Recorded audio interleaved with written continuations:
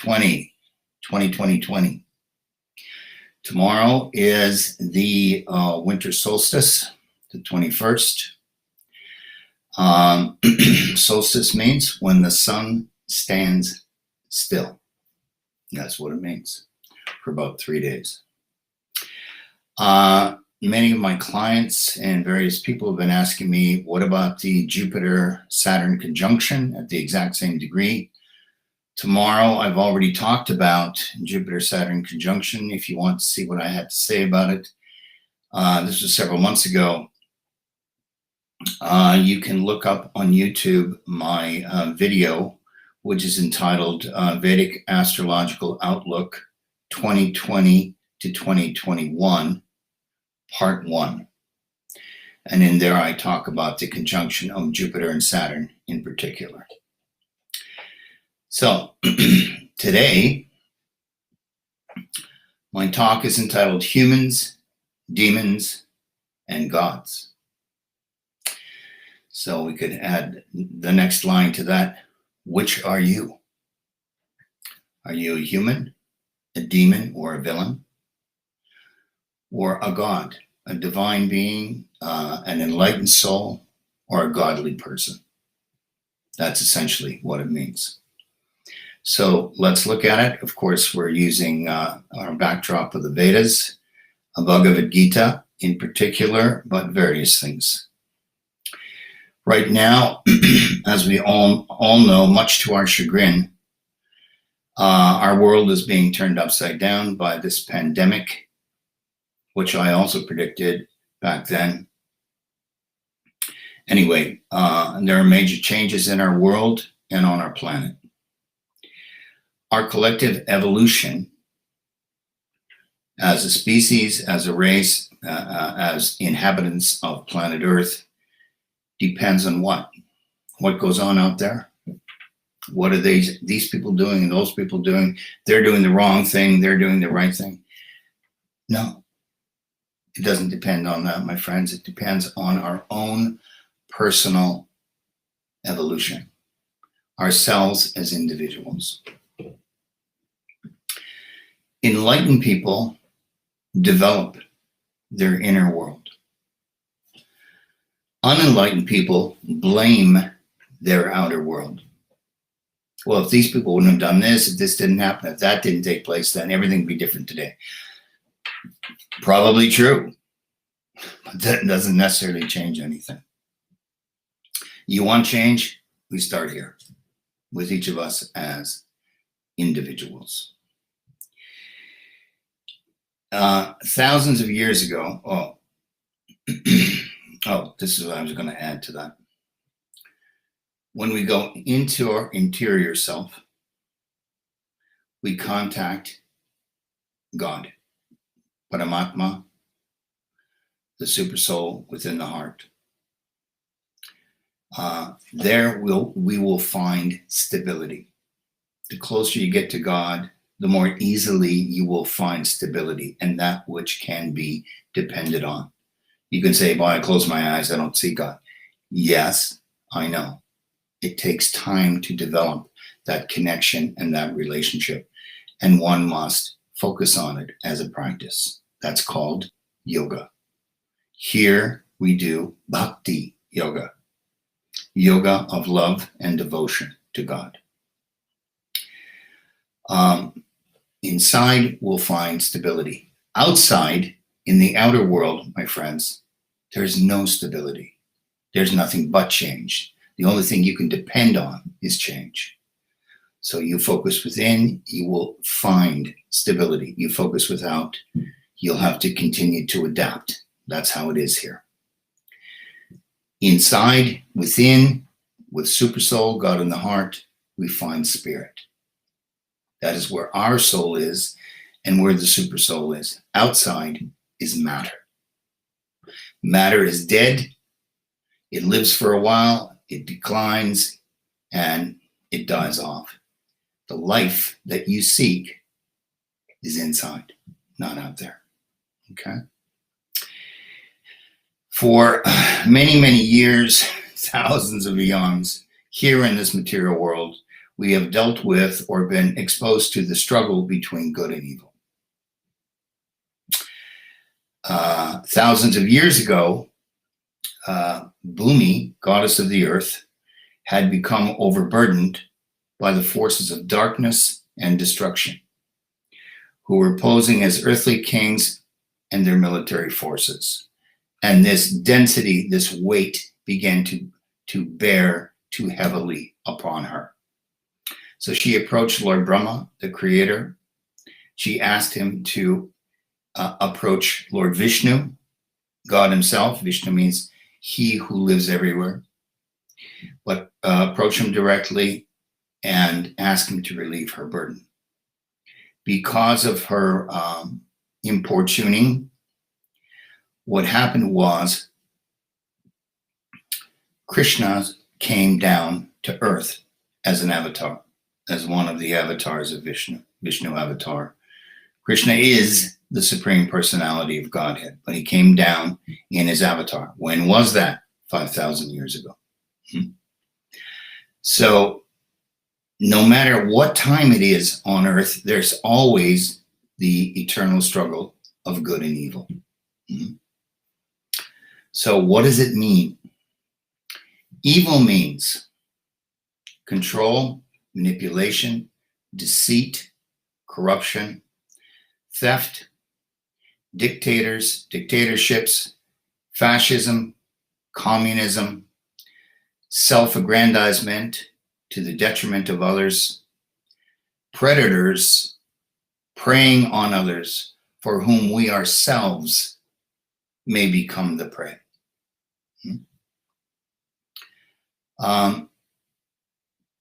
Millions of people in our world, believe it or not, naively think there are no demons, no villains present on the earth at this time. There's no evil. There are no diabolical persons or dark forces living on our planet at this time. Well, at least not in Europe or North America and maybe a handful of other countries. Are you sure? If you really believe this, are you sure?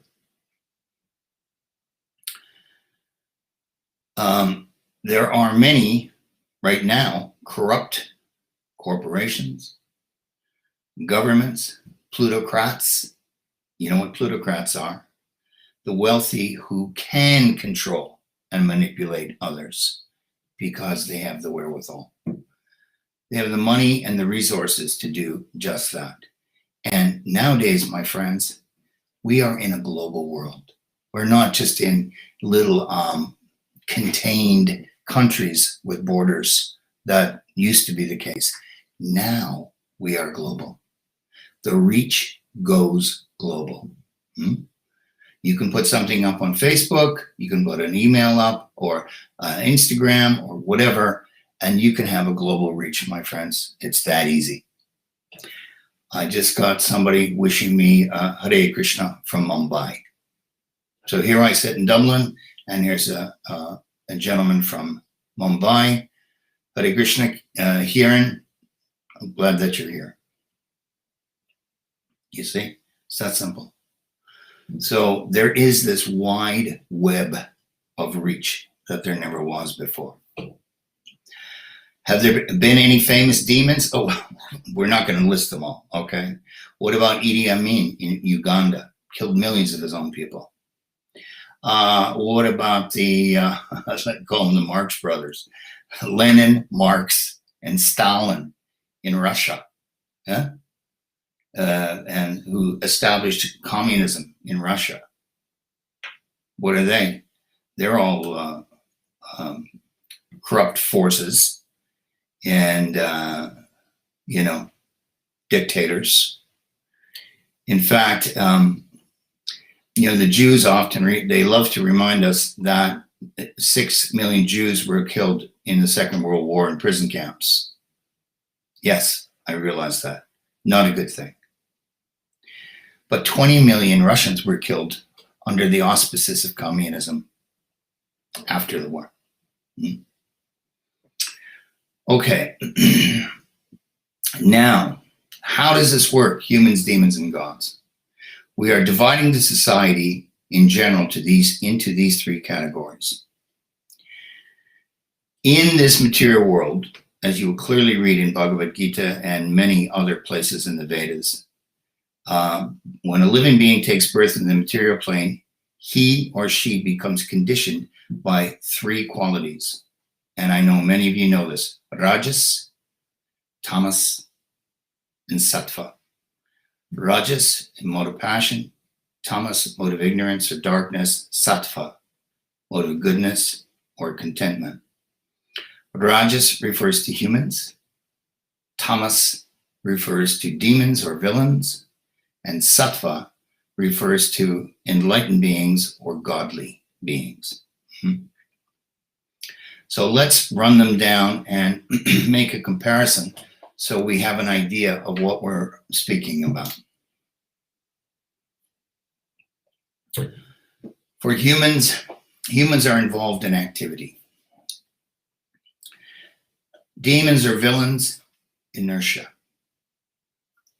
And gods or enlightened souls, harmony. That's what they each seek. Humans are always busy doing something. They're not busy being, they're busy doing, because they always have desires and goals to achieve. Demons or villains oftentimes are ruled by inertia.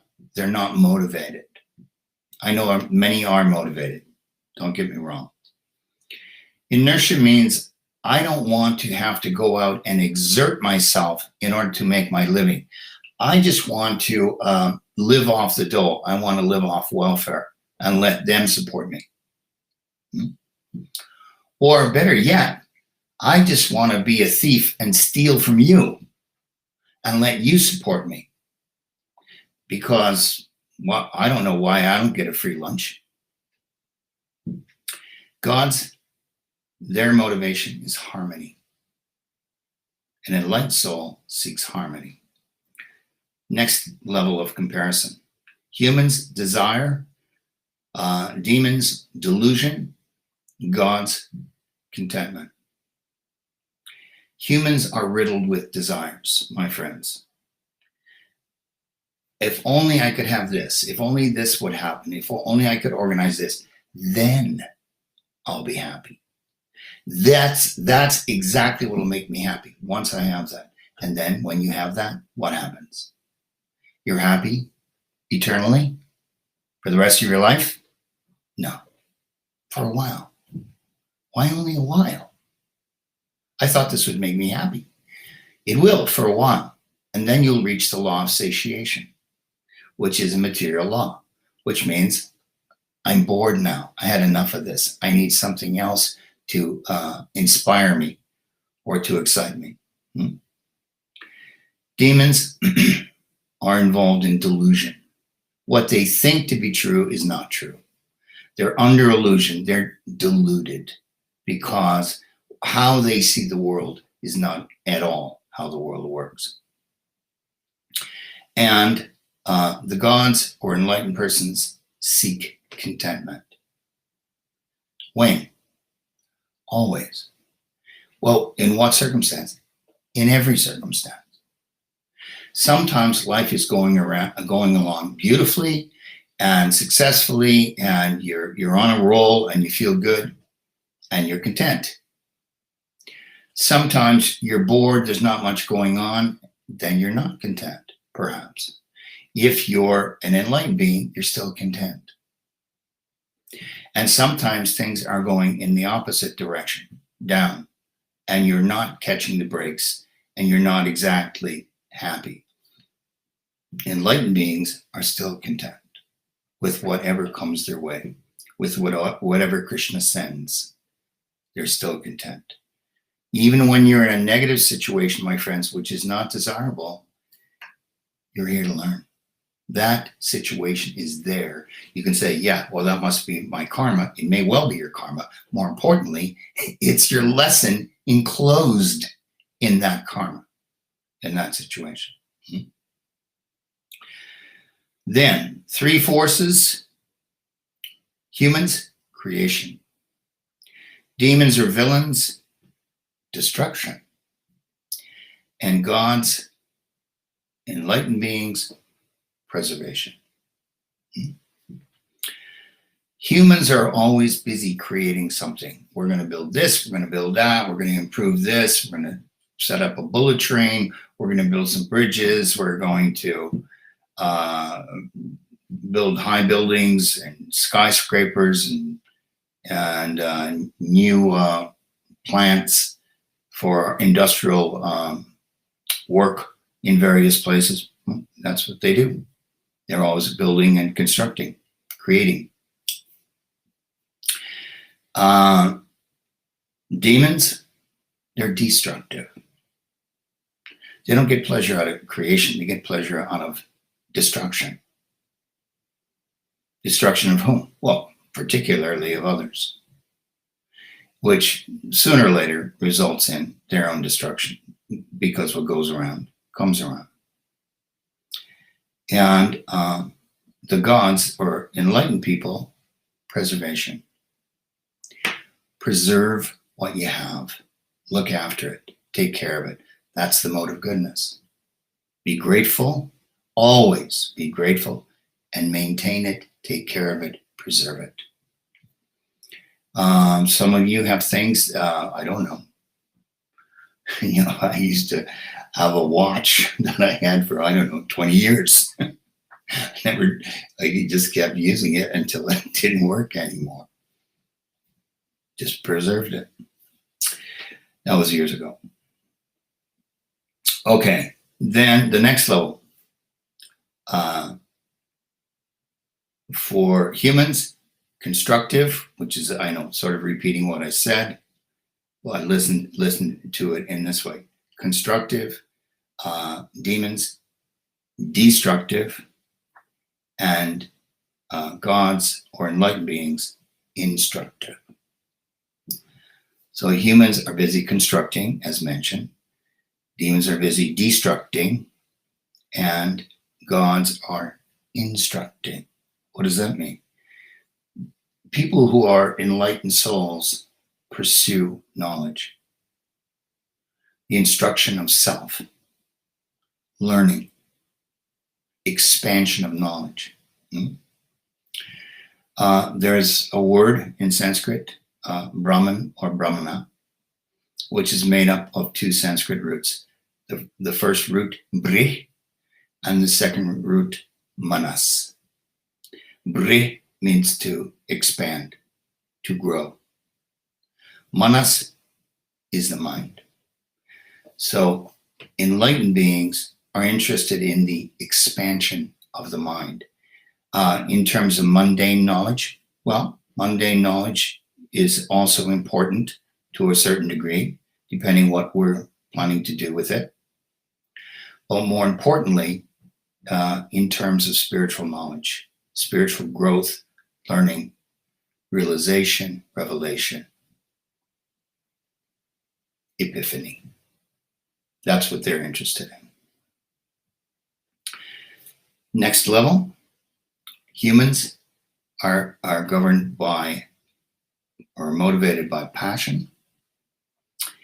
They're very passionate. Well, let me read the three. Passion, and the demons or villains are motivated by confusion or bewilderment. And the gods are motivated by peace. So humans, passion. Again, we come down to desire. I need this. I want to do that. I need to achieve this. Prabhupada used to tell this story. Some businessman was told, this is years ago in India, Prabhupada happened to be there. He was told that he had, I think it was like 6 months to live. And he reached up and he grabbed the doctor's arm. He says, "No, doctor, I need 4 more years. Just 4 more years, and I'll have completed what I need to do. Can you give me 4 more years?"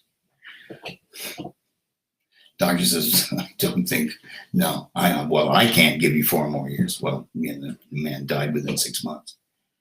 So it's like it never ends. I'm not finished here. Excuse me, I'm not done here yet. Yeah, well, when death comes knocking, my friends, you're done. We're all done. The demons, confusion and bewilderment. They do not know what the right course of action is because their motivation isn't clear, because it isn't pure, because it has negative undertones. They're liable to make the wrong decisions or make mistakes, more likely. And they don't know what they're doing. They're bewildered, or they don't. Their motivation, the intent, what motivates them, it's completely unclear. They haven't thought it through. When you have dealings with people, if you have business dealings or personal dealings, it's very important to determine what their intent is. Firstly, what is your intent? What is your intention? I'm going to go into this project or in this circumstance. Okay, so what is your intention behind this action? Okay, now we need to know what their intention is as well. Because if your intention is off in this direction and their intention is off in that direction, guess what? Ne'er the twain shall meet. Think about that in terms of marriage, my friends. The woman has this intent, the man has that intent, and they're getting married. How do you think that might go? So the gods on this level seek peace. How does Krishna say it in the Bhagavad Gita? There can be no joy, no happiness without peace. Absolutely true. If you're in anxiety, if you're bewildered, if you're confused, there's no peace.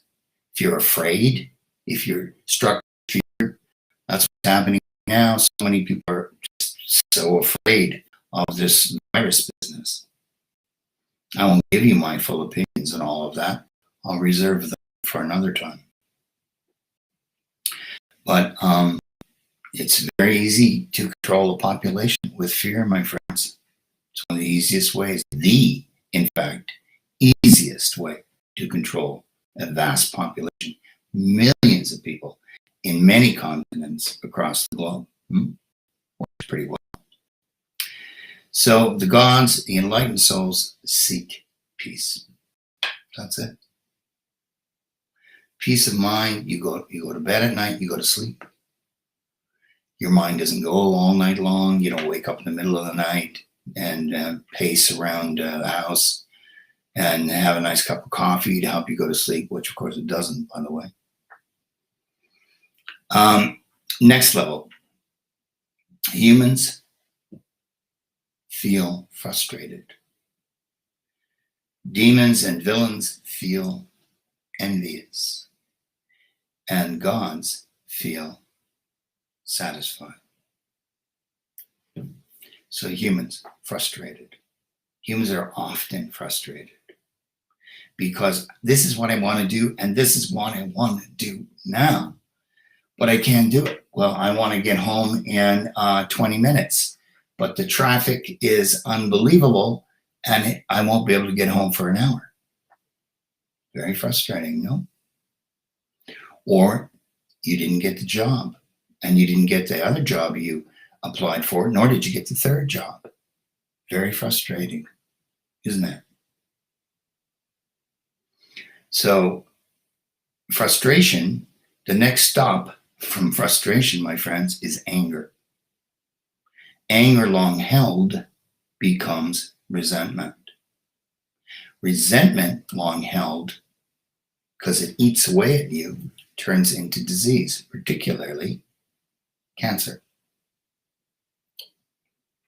Got thousands of clients. I've seen it many times.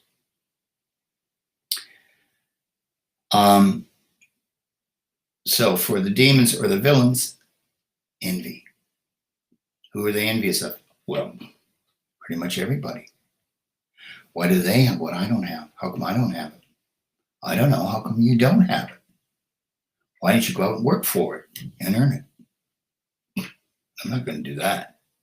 I'm going to steal yours. That way I'll get what I need. Or I'll do a scam on the insurance company. I'll do a fake accident and say I have whiplash and get a big payout from the court. That works pretty well. I've been doing it. I'm reading about people that did it 25 times and got payouts. They'll work some scam. In other words, they'll embezzle or they'll steal any way they can, as long as they don't have to work. But, I said to my wife the other day, I was smiling. I said, you think these thieves and criminals would go out and just, if they worked at a job or at a career as hard as they do at planning to steal things from people, they might do quite well for themselves, but they're not wired that way because they're envious by nature. They're jealous. The gods on that level, satisfaction.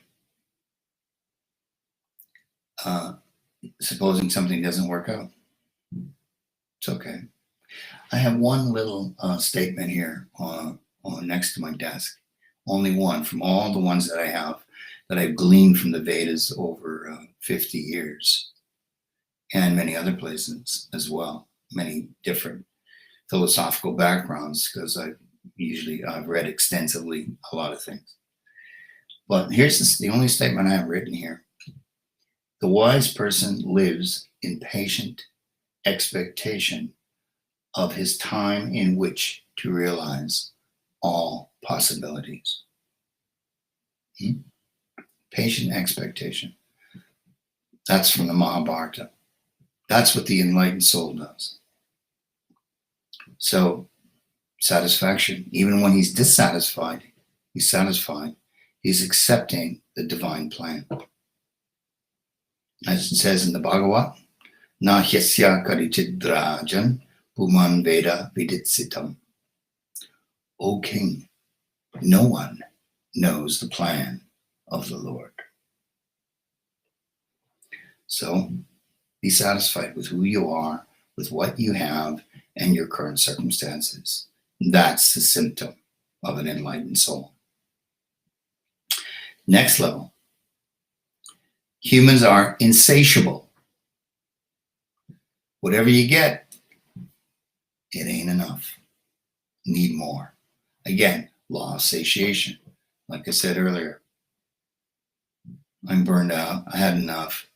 No matter how much you enjoy, whatever sense gratificatory pursuit you have, eating, sex, playing video games, chasing money, profit, after a while, you can only do a particular thing for so long, and then you need a break. And then you'll wake up the next day and start all over again. You're insatiable. That's the nature of humans. They keep getting motivated by their desires and their passions, never satisfied. Demons and villains, ignorance. And God's enlightenment. Demons and villains, because there is no true understanding. They don't know what the purpose of life is. They don't know why we're here, except to be led around by our nose for sensory enjoyment. They're in ignorance, or they're in darkness. This is also seen by how they react to things not going their way, or how they explode in anger and blame toward others when things don't go their way. And on this level, for the gods, enlightenment. Always, it's about enlightenment, my friends. Expanding the mind, learning, growing, evolving. We are here to evolve.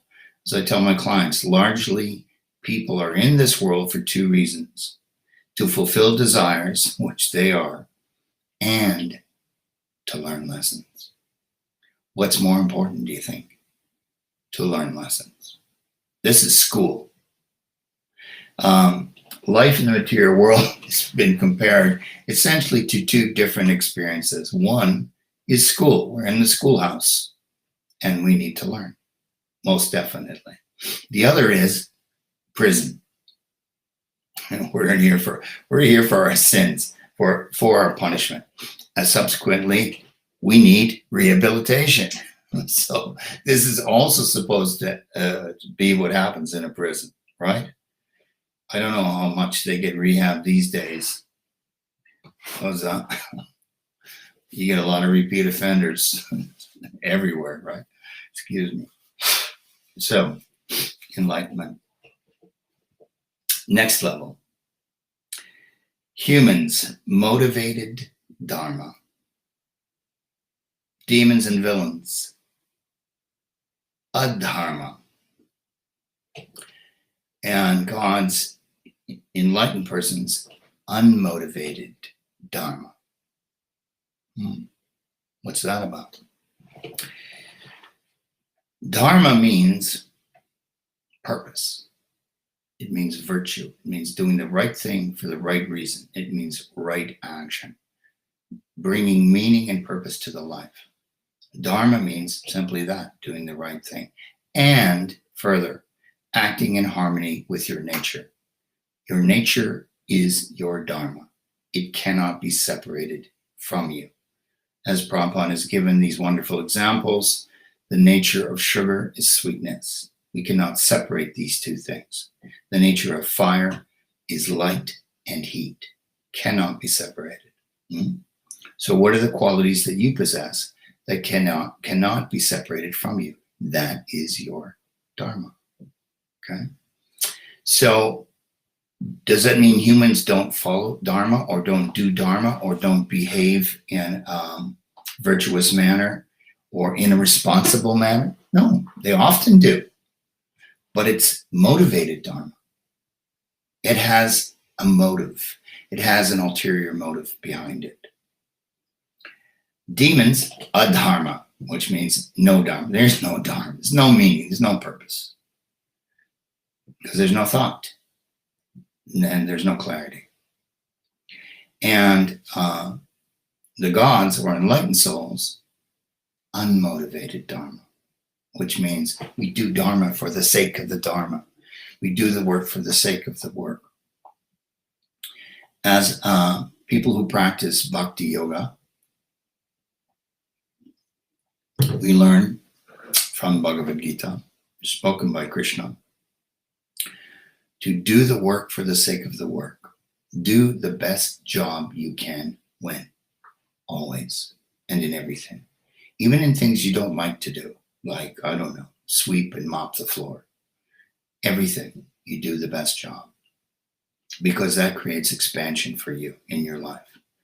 So the Dharma, that's why we're here. And we give up the fruits of our actions. We offer that to Krishna, to God. Why? Because then it has no reaction, no karmic reaction, no karmic result, neither positive or negative. Yeah, and you will argue, yes, but I want good karma, so I can enjoy that in my next life. Yes, if you're planning on coming back to Earth or to the material world or the earthly planets, yes, then you would put in for that, certainly. But if you want to get off the wheel, the perpetual wheel of repeated birth and death, which we're all on, my friends, everybody here is on death row, in case you don't know it.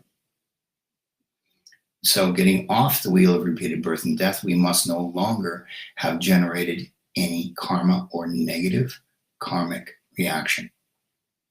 Positive karmic reaction, we come back to enjoy. Negative karmic reaction, we come back to suffer. Generally, we get both. We get a combination. If it's really, really negative, you'll go down to the hellish planets. If it's really, really positive, you'll go up to the heavenly planets. This is not the spiritual world. The heavenly planets is not the spiritual world. Spiritual world is when you get off the wheel of repeated birth and death, samsara, and you go back to the spiritual realm with God, where you belong. So back to the gods or enlightened beings, unmotivated dharma. They do their work for the sake of the work. It's not motivated by ulterior motives or personal motives. You do your duty because that's what you're here to do. You follow your life purpose because that's what you're here to do. You follow the path of virtue. Okay. Now, there are three deities who are in charge of the three modes of nature here in the material world. Rajas, or the mode of passion, which I'm using to explain the humans. Lord Brahma, the creator who created all of the diversity and all the various life forms in the universe, he is in charge of the mode of passion. Shiva, Lord Shiva, is in charge of tamas, mode of ignorance. Does that mean he's absorbed in the mode of ignorance? No, it doesn't. It means somebody has to look after that part of things in the world. And Shiva is the deity who has that portfolio. That's the best way to put it. So Brahma's portfolio is the mode of passion, or rajas. Shiva's is tamas. And the portfolio for sattva, or goodness and enlightenment, is Vishnu. Vishnu is God. Okay. Now, if we look at psychology, can we find these three forces also present in psychology? The answer, my friends, is yes. In psychology, under human, we'll have inflation. Under demon or villain, we'll have alienation. And under the godly or enlightened souls, we'll have restoration. Those are the three forces: inflation, alienation, and restoration, psychologically speaking. So inflation means when the mind, the ego, has inflated beyond reality, beyond reasonable behavior, that one has gone into such a place of arrogance and superiority over others, who has blown his head up out of proportion. That means inflation. That's why psychiatrists are called shrinks. To shrink the head back down. In other words, shrink the ego back down to its proper size. That's where it comes from. So the inflated state, when acted out in the world, leads to a fall, and hence, subsequently, to alienation. So do we have an example from the Vedas? How about Hiranyakashipu and Ravana? Hiranyakashipu, who was brought to an abrupt end in his life by the incarnation of Vishnu, Nrsingadev, half man, half lion. I won't tell that story at this point. But he was using force and trying to kill off, in any one of a number of ways, like a dozen different ways, kill off his 5-year-old child, who wasn't a rank materialist like he wanted him to be, just like his father, Hiranyakashipu. And in spite of his attempts to kill off his son, Prahlad, Vishnu protected him throughout all of it, and he could not kill him. So, but Hiranyakashipu used force. Ravana used force. Ravana in the Ramayana kidnapped Sita, the wife of Ram. More importantly, the goddess of fortune, married to God himself. You do not kidnap the goddess of fortune and try to entice her to become yours. Not a good idea. That's called severely inflated circumstance. And what happened with Ravana? He was killed eventually by Ram.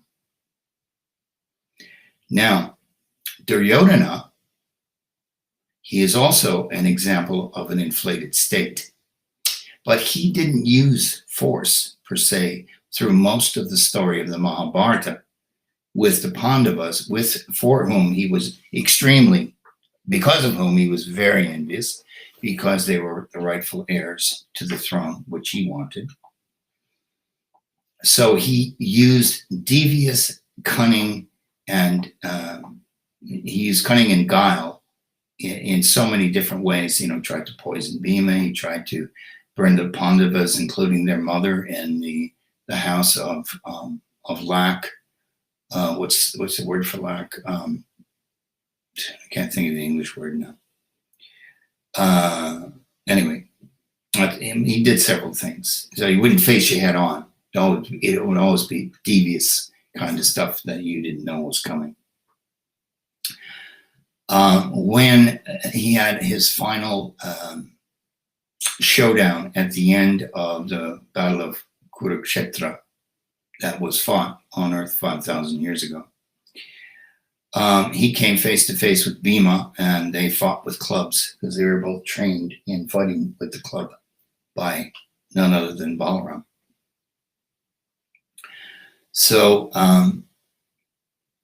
they fought for the longest time, and they couldn't defeat each other. And then Krishna, who was standing off to the side, tapped on his thigh a few times so Bhima could see, and then Bhima struck Duryodhana on the thigh. Now, the rule is, when fighting with the club, that you never hit below the waist. That's standard procedure. That's the rule. Yet, he intentionally hit Duryodhana in the thigh. And this led to an injury that caused his death. And as he was lying there, Duryodhana accused Bhima of cunning and guile. Of course, this is a case of the pot calling the kettle black. His whole motivation, all the way through the Mahabharata, in getting back at the Pandavas, including the crooked dice game, was the use of cunning and guile. And so when it happened to him, he was mortified. How could you do this to me? There you go. Inflated state. Yeah. So after inflation and one comes crashing down, we gave examples of people who were actually killed. But not to go so far, when people have a state of inflation, they will crash. Now, an inflated state could also be a deflated ego. You could have an inflated ego. Those are the examples I gave. But you could also have a deflated ego. That too can lead to alienation, disconnection, feeling, withdrawing, not being able to relate to people, going into depression or despondency. A lot of people have gone through depression and despondency, but that has been an external cause because of this pandemic, COVID. That's a different thing. But we go into a state of alienation so that we can, we realize that the inflated state or the deflated state has not worked for us. So then we go into alienation and we withdraw. Of our own accord or forced by circumstances. It's like the fall from grace, the proverbial fall from grace. Oh, I'm getting a honey bowl from Australia. See, there we go. And some other nice comments. Thank you for your comments, my friends. So then the third is restoration, inflation, alienation, restoration. Restoration is restoring the self. what? Reconstructing, rebuilding the self to exactly what it was before? No. The new improved version, the rejuvenated version, the reconstructed, the reconfigured version, 2.0, that version. That's what restoration is about. And that's what, no matter what happens, an enlightened being will always come to a place of restoration, and we begin again, improved this time. The alienated condition, likewise, under normal circumstances, leads to the state of healing and restitution. So what does it mean? What are the symptoms? For an enlightened soul, one goes into, becomes reclusive, meditative, and self-reflective. For an unenlightened soul, one becomes despondent, depressed, and worst case scenario, self-destructive, right? So how does it work in nature? In nature, we also find the same three forces. We have growth, we have decay, and we have rejuvenation. Well, that's the seasons. So growth would be what we have in summer, for example. Decay is what we have in the fall. Rejuvenation is what we have in spring. So what about winter? Well, winter, we go into a state of suspended animation. We go into a state of dormancy. Okay. So what is this fundamental struggle between good and evil? We talk about a struggle between good and evil, these dark forces out there that are trying to overthrow us, manipulate us.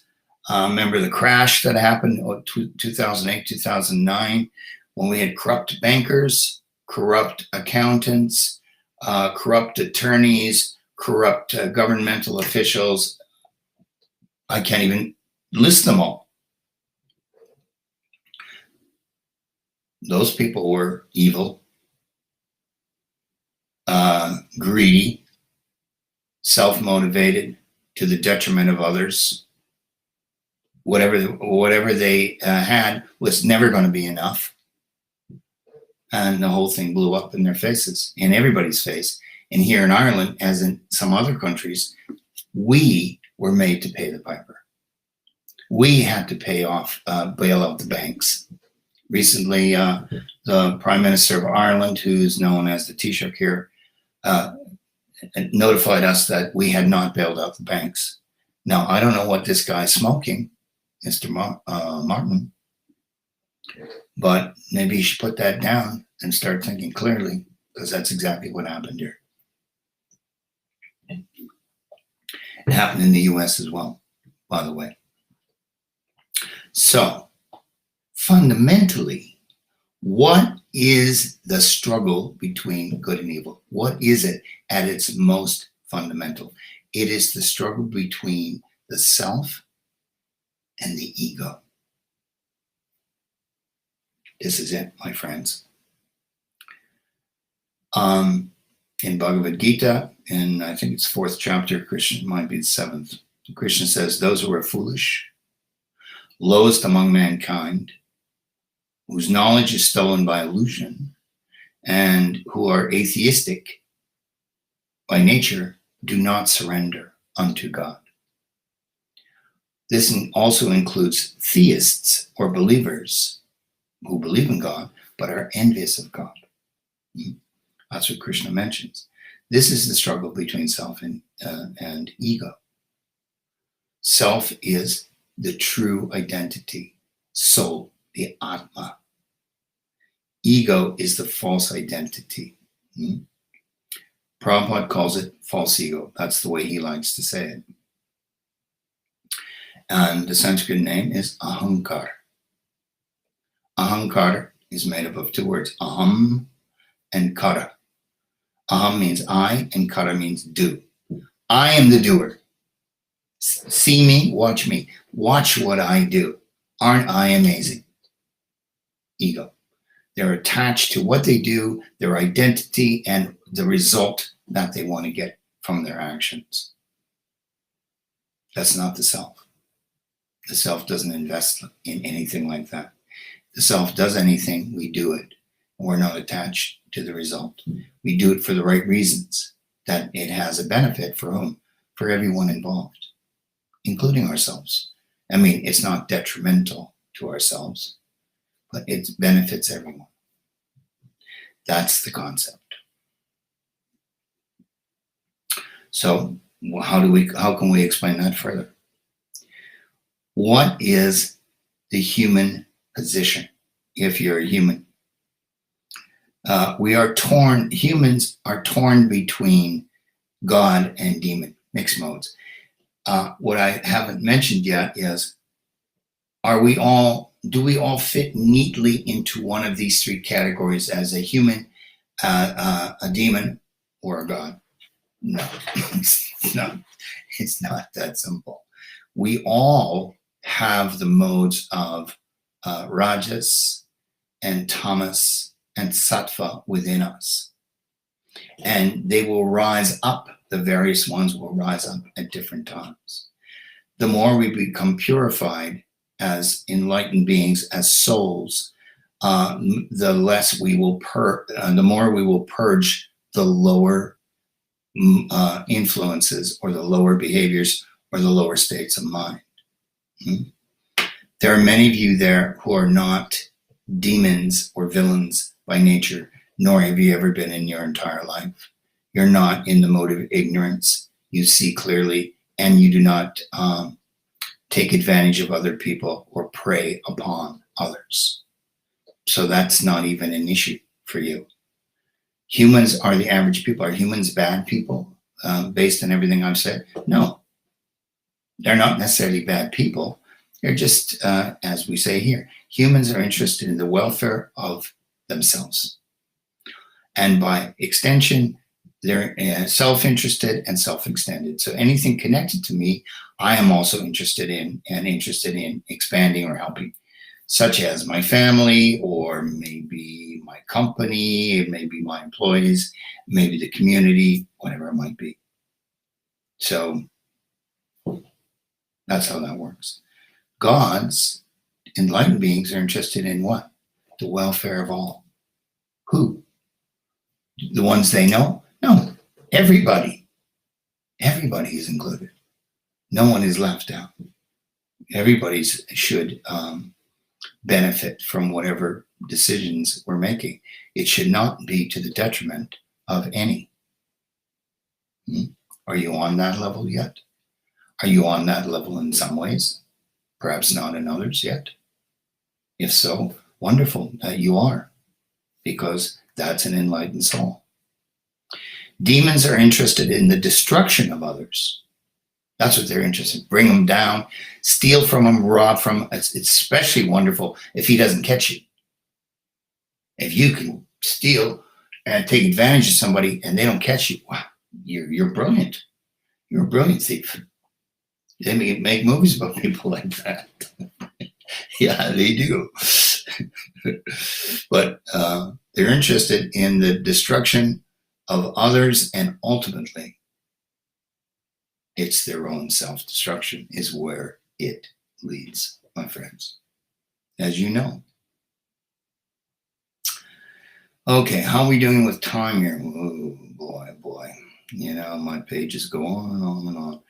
Okay, so I think I got to cut to the chase here. So where do we really want to go? We want to go to Sattva, the mode of goodness? No, we want to go to, according to yoga, yoga means the linking of the soul with God. We want to rise above all three modes to the state of transcendence, to the pure spiritual state of being. One who is able to transcend these three forces of nature becomes free from birth, old age, disease, and death, and suffering. That's what happens. And he attains a spiritual nature. And what are the symptoms of a spiritual nature? 3 in number. Sat, Chit, Ananda. Sat is eternity. Chit is full knowledge or full understanding. Understanding where everything fits and what everything is and why people do what they do and how the universe works, etc. And Ananda, bliss. Everything we do in this world, my friends, we do, maybe not everything, but most of what we do is motivated by a desire to be happy, to be fulfilled, to be satisfied. And we ride the waves, do we not, when it comes to that? So Ananda is not just happiness. And we can have happiness because, well, I just got a new car, I'm happy. I just got a new job, I'm happy. I just met the woman of my dreams, I'm happy. Okay, that's not bliss. That's not Ananda. That's just Sukha, happiness. Ananda means the state of being Atma Rama, self-satisfied, just being, not doing, not getting, not achieving, a state of being at one with God. I have a prayer that I have said now for, 30 years. Just came to me one day. And I say that you may not like it, or you may. I say, I thank you, Krishna, I am one with your spirit. I thank you, Radha, I am one with your love. That's Krishna behind me, that side. Radha behind me on that side. Radha is the divine goddess. Goddess as divinity. Divinity as a goddess. And Krishna is God, Supreme Personality of Godhead. So I don't mean that I'm one with his spirit, that I'm merging into his spirit. I'm one with his intent. That's how my little statement goes. And since Radha is the embodiment of divine love, I thank her for allowing me to be one with her love and learning how to love like she does. That's my prayer. Okay. What are the symptoms of one who has transcended the three forces of nature? Rajas, Tamas, and Sattva. The person who does not hate, contentment, desire, or delusion when they are present, or long for them when they disappear. Don't hate, it's not attraction or repulsion, neither. One who is unwavering and undisturbed through all the reactions of these material qualities, goodness, passion, and ignorance, and remains neutral. Look how alienated and extreme people have become these days, and confronting each other. Extreme opinions, the extreme right, the extreme left, right? Not to let that bother you, to remain in the middle, to not be affected by either extreme. That's transcendence. One who is situated in the self and regards happiness and distress to be the same. That's not an easy one, is it? It's much better to be happy. It feels much better than when we're in distress. I mean, we can't really argue that, but not to allow that to affect you, not to have a negative reaction to it. One who looks upon a lump of earth, a stone, a piece of gold with an equal eye. They're just material things. I neither love them nor hate them. They're practical. They have utility. I may need to use them in various ways, these things. That's fine. When I have them, I'm happy. Well, excuse me. When I have them, I use them. When I don't, I don't. One who's equal toward the desirable and the undesirable. Well, we more or less said that. Not unaffected. One who is unaffected by praise and blame, honor, dishonor. That's another example. Praise feels way better than blame. Honor is much nicer than dishonor. But there's always going to be people out there who don't like you, who disagree with you, who think you're whatever they think of you, judge you harshly, or think you're a waste of space, as the saying goes. You can't please everybody. Even when Krishna was here, he couldn't please everybody. He couldn't. There's all kinds of people didn't like him. They didn't know who he was exactly, but. And the last one who treats both friend and enemy alike. That's a real hard one, my friends. Easy to treat your friends nicely. To treat your enemies, same way. Wow, when you're there, God bless you. So let me conclude. As humans, we must challenge ourselves to overcome our lower nature. That's what all this is about. It's about evolving from a demon or a villain, a negative character, negative personality, to a human, which most of us are, who is personally motivated and attached to things, to a divine person, an enlightened person, and then to ultimately to transcendence beyond the three modes. So to overcome our lower nature and agree to undertake our journey towards self-improvement and enlightenment. You want to make the world a better place, my friends? Stop looking outside of yourself. It's right here. You make yourself a better person. You raise your consciousness and your realizations and get close to God. That's what's going to make you a better person. Guaranteed. I assure you. And the rest of us, including you, are going to benefit immensely from all this work that you've done on our behalf. Well, you may say, well, yeah, but I didn't do it on your behalf. Doesn't matter. That's how you make the world a better place. We must overcome obstacles, setbacks, and challenges. We must also grapple with and defeat our own demons.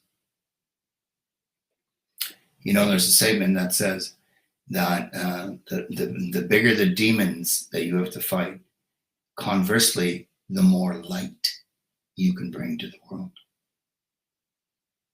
Even Prabhupada, I don't want to talk about Prabhupada's demons because I don't know anything about Prabhupada's demons, and I don't know that he even had any. But I'll give you this example. When he took sannyas, because his guru, Bhaktisiddhanta, had appeared to him in a dream, more than once, I think, he said, you must take sannyas, you must take sannyas. The state of renunciation, it would become a very renounced soul. It's highly respected in India. And then finally he did it. He surrendered and he took sannyas, and he left his family, which is part of it. And then he had, he was sitting there one day and he thought, oh my God, did I just make a big mistake? Why did I do this? Maybe I shouldn't have done this. So even he had doubts, and he had, the dark night of the soul, that I've taken this and now I feel like maybe I did the wrong thing. But here we all are, some 50 years later, since 1965. And we are all benefiting from what he went through and what he had to go through in order to come out the other end and become a transcendental, enlightened soul who had the power and the vision to enlighten the rest of us and give us, shine a light on this path that many of us now have walked. And for that, I personally am eternally grateful. How do you repay that? I can't repay him for that. I can try, but we need to recognize what we've been given. And this is the key. You want to change the world? Change yourself. Okay. Okay, my friends, I hope this has been of value to you. It's been a pleasure to speak to you as always. Jai Shri Krishna. And I think I'm here next on the 17th of January. Wishing you a happy new year and a better year yet. In terms of Vedic astrology, 2021 will definitely be a better year than this year. Officially, it begins on April 11th. It's not going to be as negative next year as it is this year. I'll just say that much about it. I'll do some videos at another time. Hare Krishna. Namaste. Thank you for your kind attention.